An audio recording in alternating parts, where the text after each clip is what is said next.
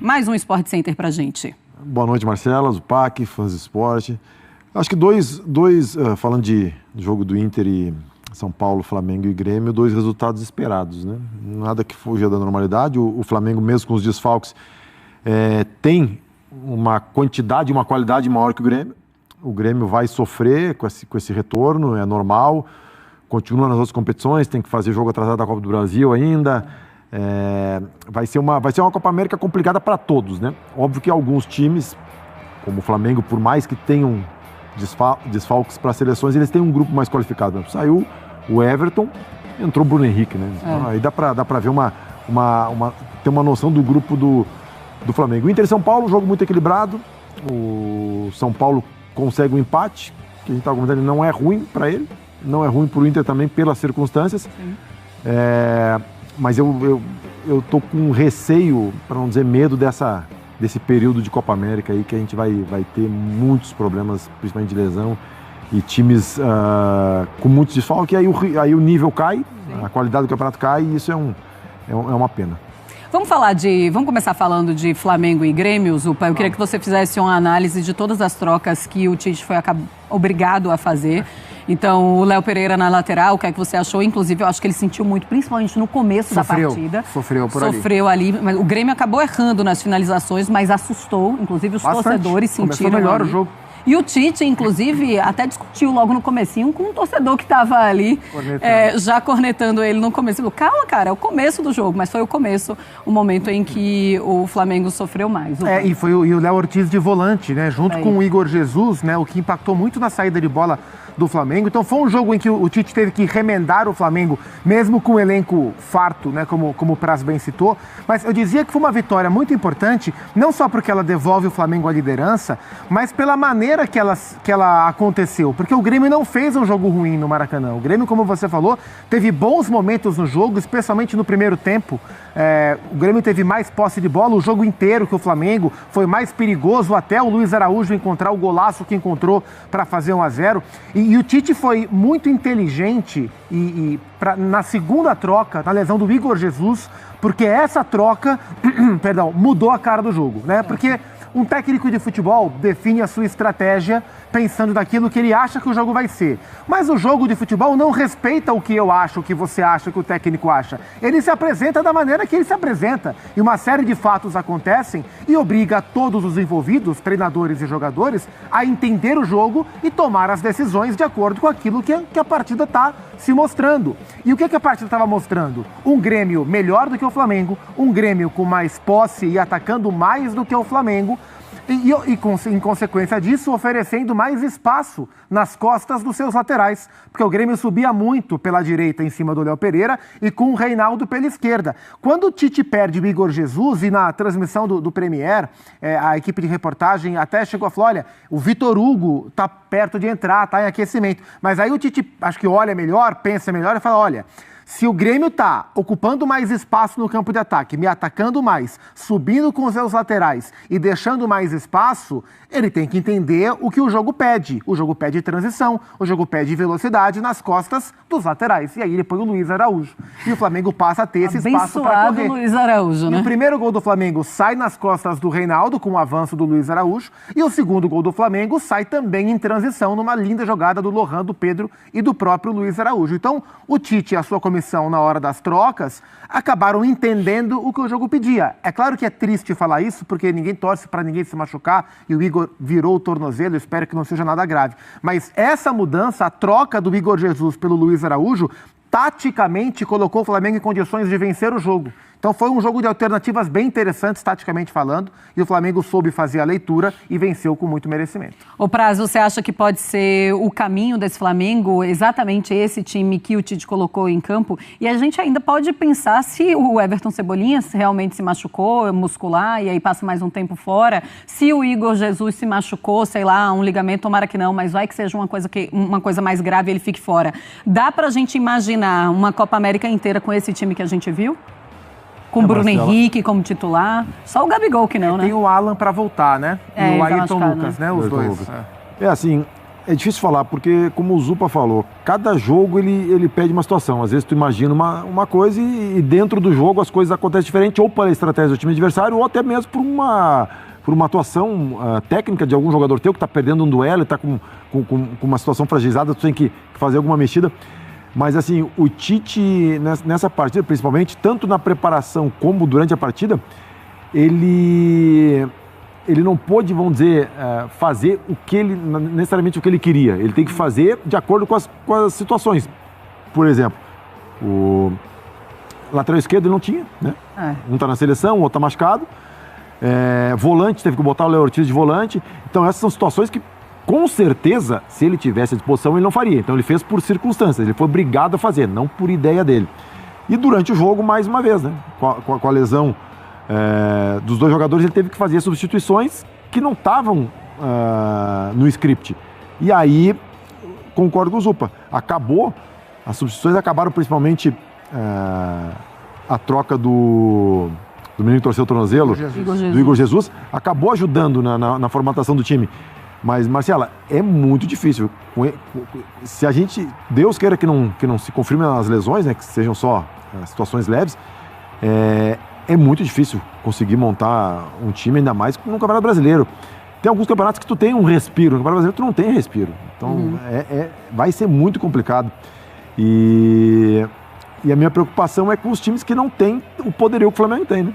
Porque o Tite vai conseguir se virar, óbvio, ter que fazer improvisações, o time vai ter, de repente, uma queda, mas a gente tem outras equipes que não tem esse poderio. A gente vai falar daqui a pouco. O Inter hoje sofreu demais. Demais. O Inter não conseguiu jogar. O Inter tá sem centroavante. E perdeu o Alan Patrick ainda. Aí já perde um dos seus principais jogadores, o articulador, que não tem substituto. Então, assim, vai ser um período bem complicado, bem complicado. A gente, infelizmente, vai ter um campeonato brasileiro esvaziado, desvalorizado e bem abaixo do que a gente podia ter. E com os treinadores cobrados por isso, porque ninguém vai lembrar disso quando o time tiver 3, 4 derrotas, estiver perto de uma zona de rebaixamento. Ninguém vai estar, o dirigente, a opinião pública como um todo e o torcedor de arquibancada ou o digital, não vai falar, mas ele também tá, coitadinho do técnico, estava sem 4, 5, 6 jogadores. Eles vão ser cobrados, porque é o rendimento da equipe, né? Hoje, por exemplo, no primeiro tempo, com o desenho que o Tite montou, e acho que ele imaginava um jogo diferente do que o jogo que ele fez, né?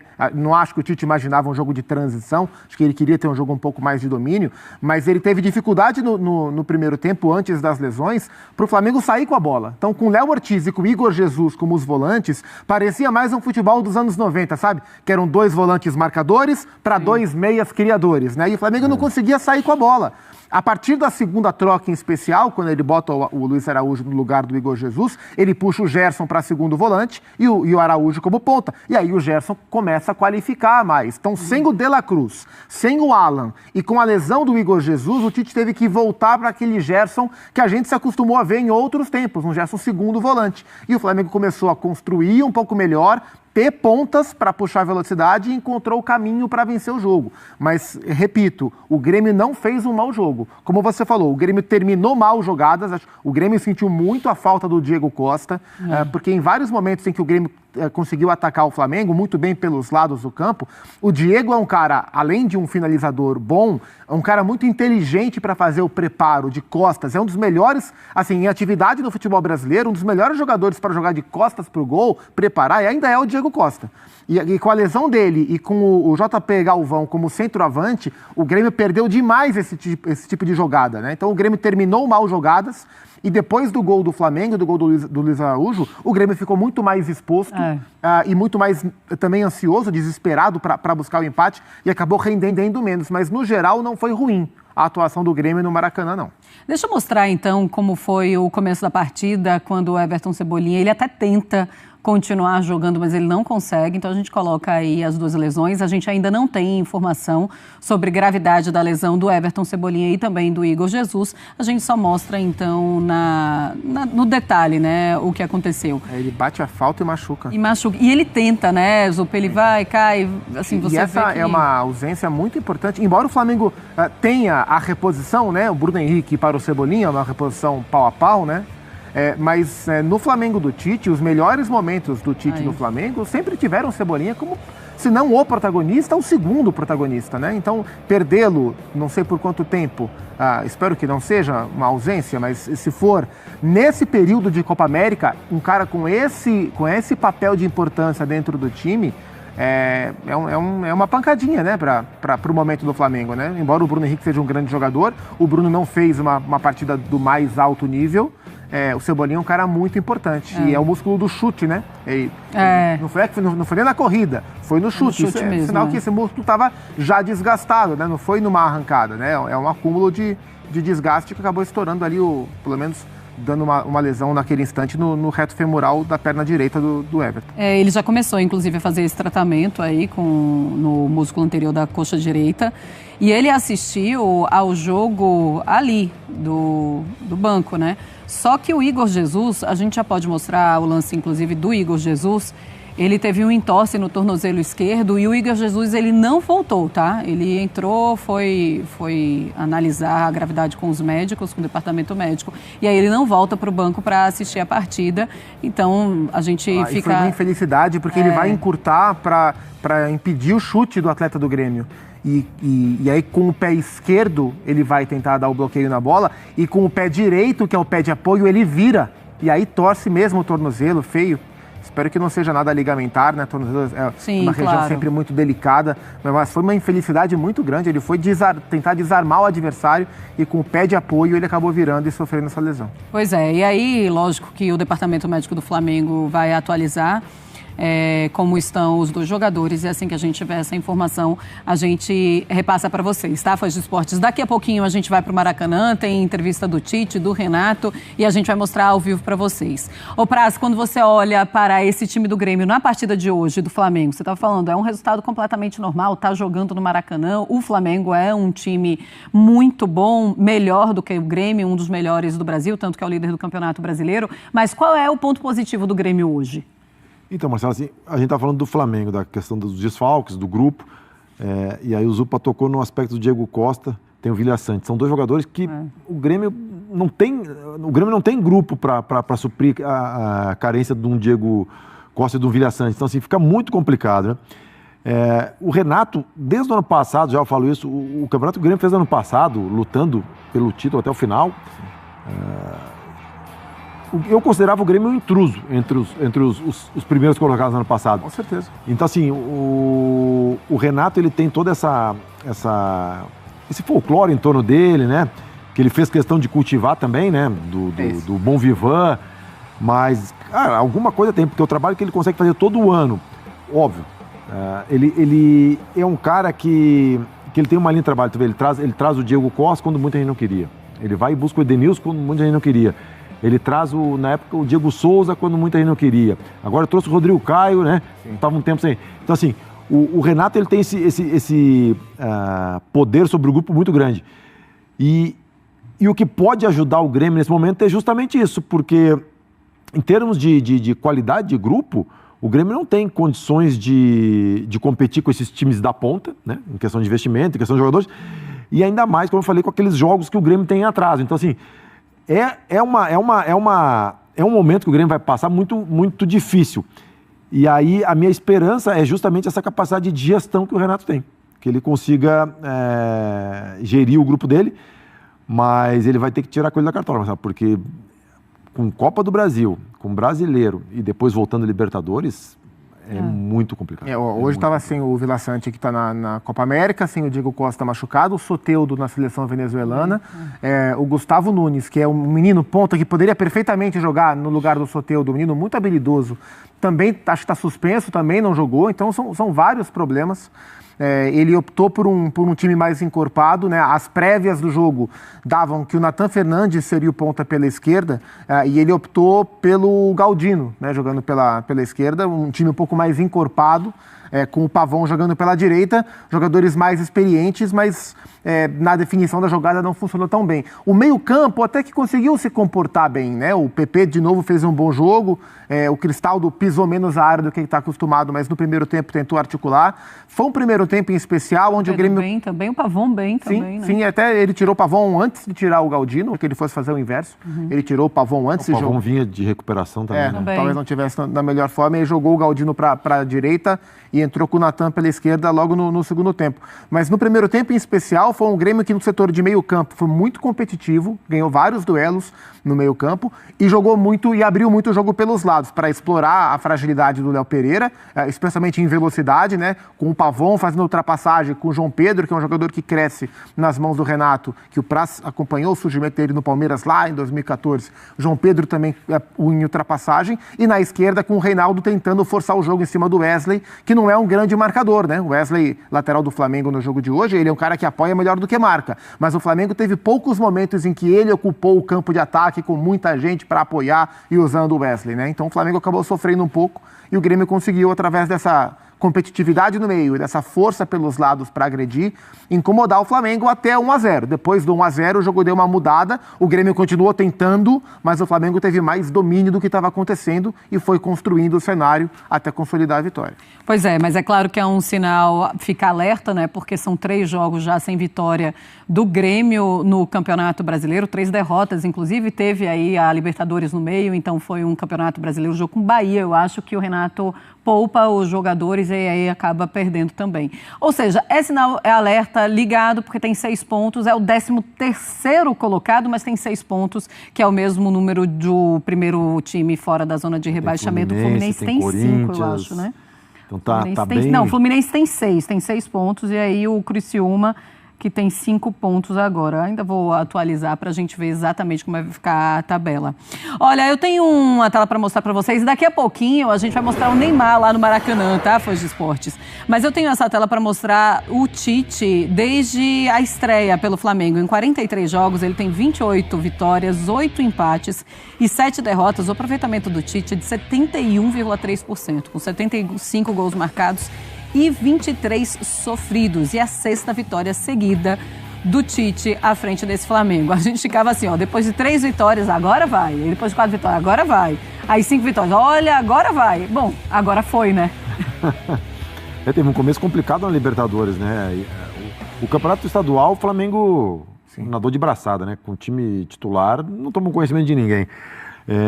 Mas na Libertadores tomou um susto, né? Começou de uma maneira difícil, mas assim, futebol a gente não tem certeza de nada, né, Zupa? Mas assim, quando o Flamengo ano passado trouxe o Tite, começou a montar o time, a gente tinha certeza, ou quase certeza, de que o Flamengo seria um dos fortes candidatos a todos os títulos, né? Na Libertadores, muita gente provavelmente comemorou esse mau início do Flamengo, torceu até por de repente uma zebra do Flamengo ficar de fora, mas não aconteceu. O Flamengo acabou ficando em segunda colocação, né? Era o mais temido para ser pego no sorteio. Mas é, sem dúvida nenhuma, um time que é muito forte. Mesmo com esses desfalques todos no Campeonato Brasileiro, até por essa Copa América, até essa sensação de não parar, ele se torna, na minha opinião, um candidato mais forte ao título. E quando a gente olha para a temporada do Flamengo, quando a gente olhava no começo do ano para a temporada do Flamengo, e mesmo entendendo que o Flamengo tem potencial para brigar por tudo, quando a gente tinha que hierarquizar, bom, em qual dos campeonatos o Flamengo tende a ter mais vantagem? O olhar ele ia para o Campeonato Brasileiro, não só pelo elenco mais profundo que o Flamengo tem, mas pela própria característica de trabalho da sua comissão técnica. O Tite é um cara da constância, da construção a longo prazo, né? O Tite é um cara desse tipo de trabalho. Mais do que o cara do jogo e da estratégia para aqueles 90 minutos do mata-mata e fazer aquela mudança que vai anular o adversário, o que o Abel, por exemplo, adora fazer. Não que o Abel não seja bom nos pontos corridos, ele é o atual bicampeão brasileiro, mas o Tite é um cara muito assimilado a esse modelo de pontos corridos. Não por acaso ele já tem 2 campeonatos dentro desse modelo. E por isso eu entendo que o Flamengo cresce nas mãos dele nesse tipo de campeonato. É bom a gente lembrar que nessa fase ruim que o Praz falou, que o Flamengo teve, ameaçado de ser eliminado da Libertadores, um começo também ruim nos primeiros jogos do Campeonato Brasileiro, houve quem tivesse a certeza que o trabalho tinha acabado. Então, assim, a gente está no meio do ano. Né? Estamos na metade do ano. O Flamengo já foi o melhor time do país, o Tite já foi uma porcaria de técnico e o Flamengo volta a ser o melhor time do país. Tudo isso em 6 meses. As coisas... de fato, o Flamengo viveu um momento ruim, mas daí as pessoas terem as certezas que elas tinham, há uma distância muito grande. E o Flamengo, o turning point, né, o ponto de virada, foi justamente a partir do jogo jogos contra o Corinthians e o Bolívar. Né? Bolívar. E logo depois tinha Vasco também pela frente, ou seja, eram muitos jogos último, importantes. Né? O último agora. O Flamengo vinha das derrotas. Corinthians, Bolívar e tinha um outro... Era o Amazonas, acho. O Flamengo era a Copa do Brasil, Libertadores e Brasileiro. Foi o pior time do Flamengo, o pior jogo do Flamengo. E a partir dali o Tite voltou a mexer na equipe, encontrou o Gerson pela direita, o meio-campo um pouco mais encorpado com o Gerson se aproximando do Arrascaeta, o De La Cruz vindo de trás, o Cebolinha de um lado, o lateral na ultrapassagem para o Gerson vir para dentro. E aos poucos o Flamengo foi melhorando o seu padrão. Assim, o Flamengo não tem feito jogos espetaculares o tempo todo, mas tem melhorado. Contra o Vasco, por exemplo, fez um jogo sublime, ainda tinha os seus jogadores. Hoje, a partir de agora, até o fim da Copa América, isso vale também para o Flamengo. Não é porque ele é o melhor elenco do Brasil que a gente não tem que considerar a quantidade de desfalques. O Flamengo estava hoje, talvez sem 7, 8 titulares, 6, 7 titulares, é muita coisa. Impacta até o melhor elenco do Brasil. Então, assim, o jogo de hoje, ele talvez não tivesse como ser espetacular, como não foi espetacular. Mas ele foi com muitas dificuldades de montagem de time. E o Flamengo conseguiu vencer com merecimento e jogando bem. Então, acho que daqui até o fim da Copa América, a gente tem que relativizar para quase todos esses times, inclusive para o Flamengo. Mas o recorte atual mostra o Flamengo com méritos, né? É compreensível porque é que o Flamengo ocupa hoje o primeiro lugar da tabela.